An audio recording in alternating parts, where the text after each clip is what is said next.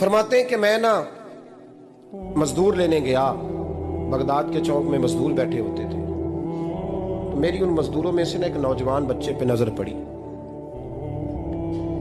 बड़ा कमजोर सा वजूद था, लेकिन चेहरे पर इबादत का निशान था। माथा बताता था कि नमाज का बड़ा ख्याल रखता है। मैं उसके करीब गया। चेहरे भी बड़ा कुछ बताते हैं ना, चेहरों में भी बड़ी रानाई होती है। फरमाते मैं करीब गया, मैंने उसको कहा बेटे मजदूरी करोगे? तो कहने लगा मजदूरों में बैठा हूँ तो जरूर मजदूरी के लिए ही तो बैठा हूँ। तो मैंने कहा कि चलो फिर। कहने लगा नहीं, मेरी कुछ शर्तें।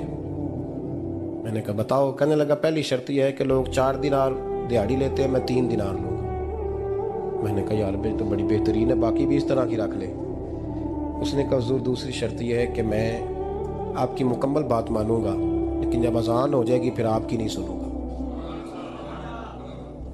तीसरी बात उसने ये की कि हुजूर मैं आपके घर में काम करूंगा पर आपके किसी सवाल का जवाब नहीं दूंगा।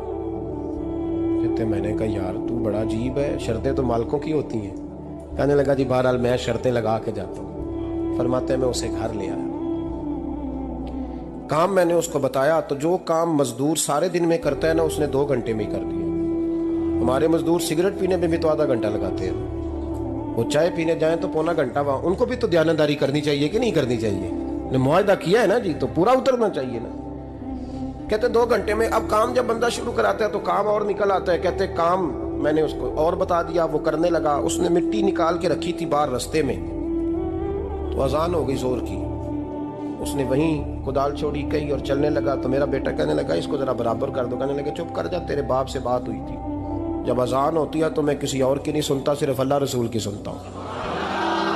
कहते मस्जिद चला गया, नमाज पढ़ के आया तो दोपहर का वक्त था। मेरी बीबी कहने लगी इसको को खाना खा ले। कहते हमने कहा खाना खा लो, तो कहने लगा मैंने रोजा रखा हुआ, रमजान भी नहीं था, नफली रोजा रखा हुआ। फरमाते हैं शाम हुई, मैंने 3 दिनार दिए। तो मैंने कहा तेरा नाम क्या है? कहने लगा मैंने आपसे कहा था मैं किसी सवाल का जवाब नहीं दूंगा। कहते वो चला गया। अगले दिन मैं फिर लेने गया उसे, काम कुछ और निकल आए। तो लोगों ने बताया वो सिर्फ हफ्ते वाले दिन आता है। मैंने कहा क्यों? कहने लगे जी वो कहता है मेरा हफ्ते का खर्चा 3 दिनार है, जब 3 दिनार कमा लेता हूं तो बाकी सारा टाइम अल्लाह रसूल की जिक्र में गुजार दिया करता हूं। फरमाते हैं जी अगले हफ्ते मैं फिर लेने गया। मैंने पूरा हफ्ता इंतजार किया कि काम उसी से कराना है। मैं जब गया तो मैंने कहा चलो। कहने लगा मेरी शर्तें याद है ना? और मैंने कहा याद है भाई, साथ चल। फरमाते हैं काम कराया, 2-3 हफ्ते वो आता रहा। एक हफ्ते में गया तो लोगों ने कहा हुजूर आज नहीं आया। क्यों? कहने लगे बीमार हो गए। कहाँ घर है? कहने लगे बगदाद के कब्रिस्तान के पीछे जो कच्ची आबादी है उसमें रहता है।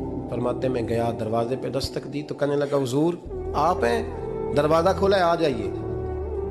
फरमाते मैं अंदर गया तो मैंने कहा तुम्हें कैसे पता चला? तुम्हें कैसे पता चला मैं आया हूँ? कहने लगा हुजूर अल्लाह वाले हो, आप नहीं आना था, वरना अमीर तो गरीबों का पता लेने कोई नहीं आते।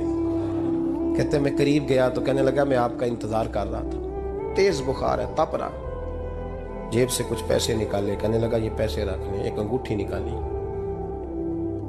कहने लगा हुजूर आज रात को मेरा इंतकाल हो जाएगा, इन पैसों का कफन खरीद के सुबह जनाजा पढ़ के मुझे दफन कर देना, और जब दफन करो तो ये अंगूठी लेके असर के बाद हारून रशीद के पास जाना। आप उसे कहना मैंने मिलना है, पर वो आपको टाइम नहीं देगा। आप उसको आवाज दीजिएगा कि तेरी एक अमानत है मेरे पास।